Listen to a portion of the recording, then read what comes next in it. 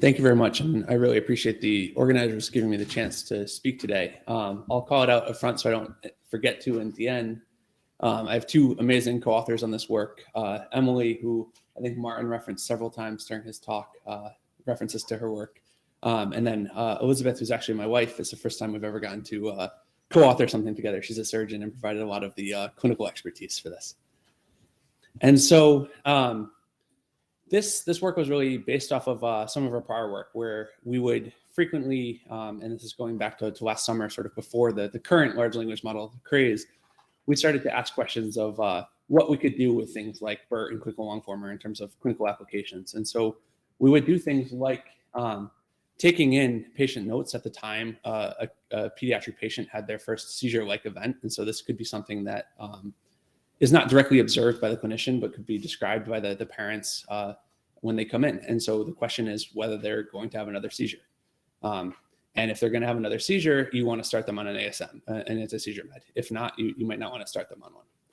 And so with this, we would do things like just predicting the likelihood of seizure recurrence. And when we did this, we found that these models actually worked pretty well for this. Even using a base clinical long former model trained in a adult ICU setting did better than sort of the structured data. And if you start to actually fine tune these models, you can get AUCs that are sort of in the range that you would think about deploying something.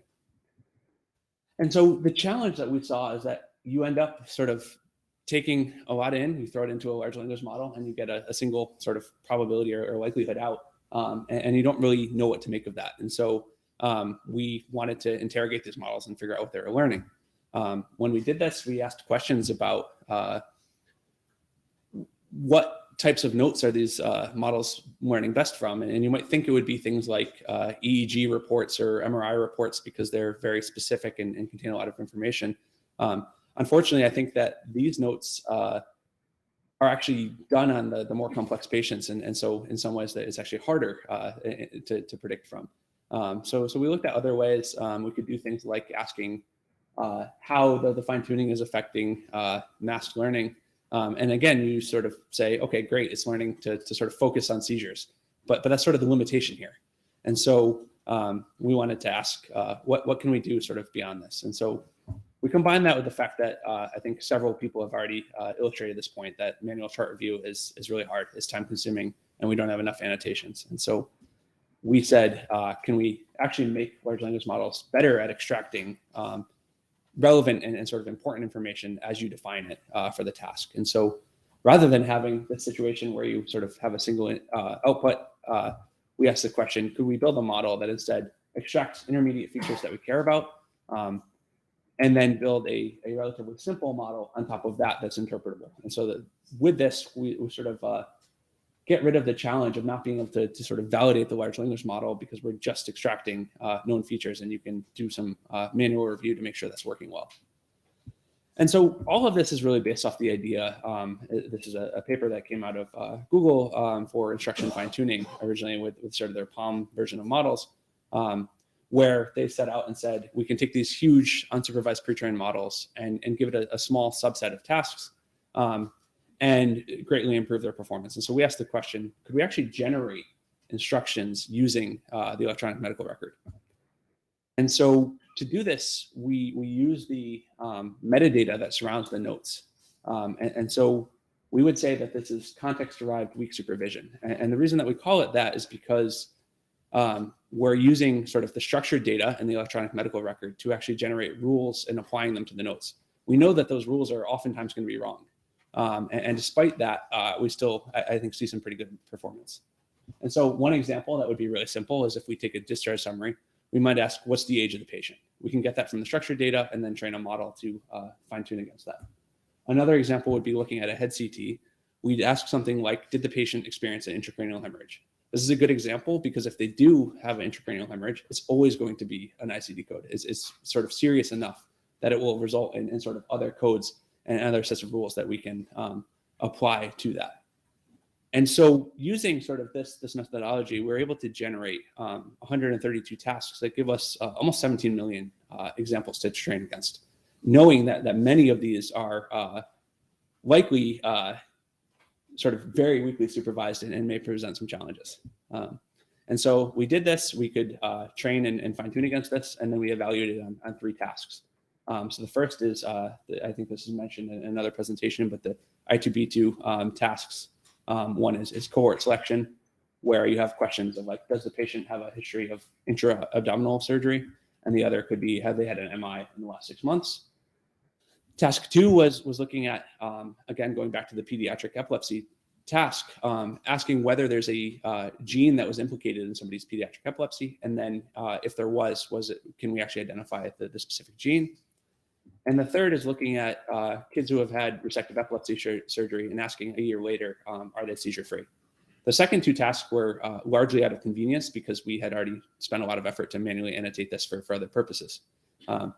So what we see are that these models do really well after the context-derived weak supervision, to the point where if we're using sort of the FLAN-based model, it's about 30 times smaller than the XXL model, and it outperforms it after the fine-tuning. And so this was really encouraging to us.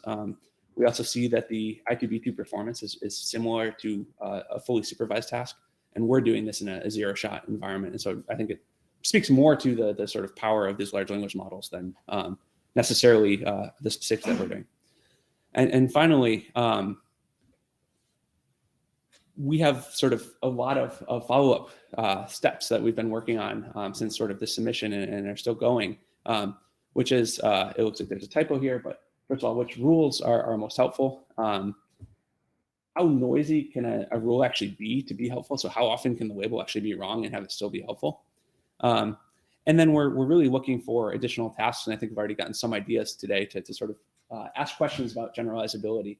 And ideally, we're looking for things that we can share publicly as opposed to being just in our data. And so with that, I'd be happy to answer any questions, and would love to chat further.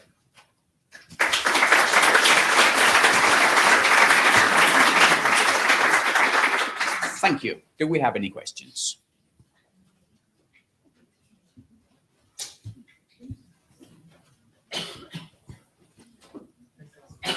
Thank you for the great talk.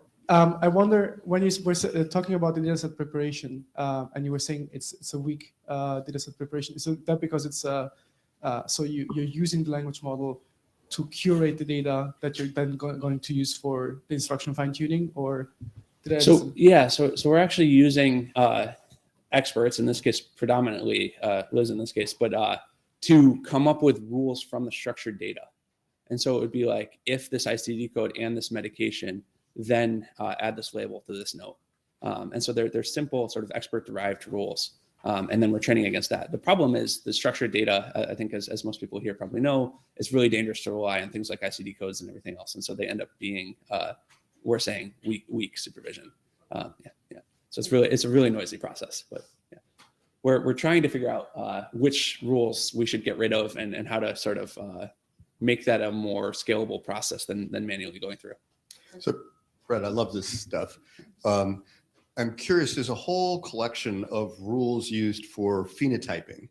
And there's public repositories of them, and there's a lot there. Have you tapped into all of those phenotypic rules as possible sources of weak supervision? We've started to, in some of the rules that we're already doing, apply those. I think in a lot of ways, we wanted to keep it to be things that could be applied to mimic as a starting point so that they could be released publicly, and then we could sort of challenge people to beat our numbers.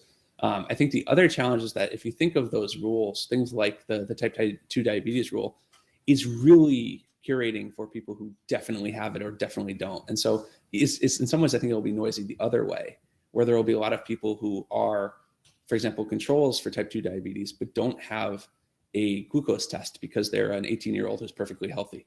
And so I think I would like to, but in some, it may help balance because they're sort of going in the opposite direction.